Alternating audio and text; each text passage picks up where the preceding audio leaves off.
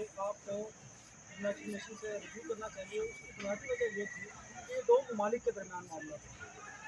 इसी वजह से ये मामला खटाई में पड़ता हुआ हमें दिखाई दे रहा है कि आज 1 बरस बीत गया, अर्श शरीफ शहीद के कातिलों का कोई सुराग नहीं लग सका और इस मुल्क की आला अदलिया जिस पर हमें एतमाद है, हमने हमेशा कहा कि अर्श शरीफ शहीद के कातिलों के मुताबिक कोई सुराग लगाया जाए।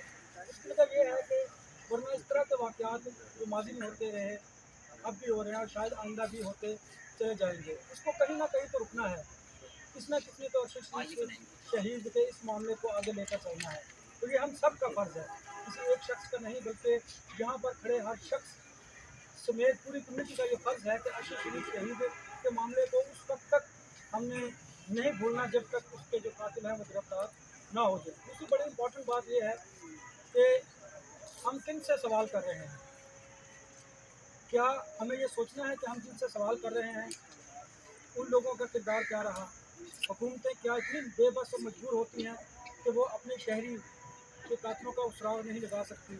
मुहज़्ज़ब ममालिक में अगर आप देखें, कीनिया को छोड़ दीजिए, अभी कनाडा की मिसाल आपके सामने है कि उनके मुल्क में मुस्लिम जो उनका शहरी है, उसके मर्डर में इन्वॉल्व जो लोग हैं, आप इससे कतई नज़र के आप इंडिया के और कनाडा के जो ताल्लुकात हैं वो ख़राब हो रहे हैं सफारती, उन्होंने फौरी तौर पर रद्द-ए-अमल दिया। ये है मुहज़्ज़ब ममालिक, ये है लॉ एंड ऑर्डर, इसको कहते हैं आइन पर अमल दरामद।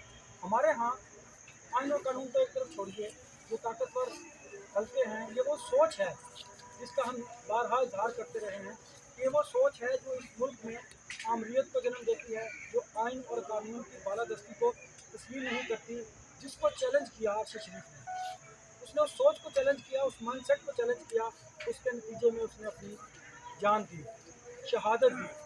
उनका खून रायगा नहीं जाएगा, क्योंकि जस्टिस जो है वो एक ऊपर रब की ज़ात है तो जो इंसाफ फराहम करती है। और हमने देखा कि जो जालिम और ताकतवर लोग अगर अपने जुल्म और अपनी ताकत की वजह से किसी की आवाज़ को दबा लेते हैं, तो फिर अल्लाह ताला की लाठी बेआवाज़ है।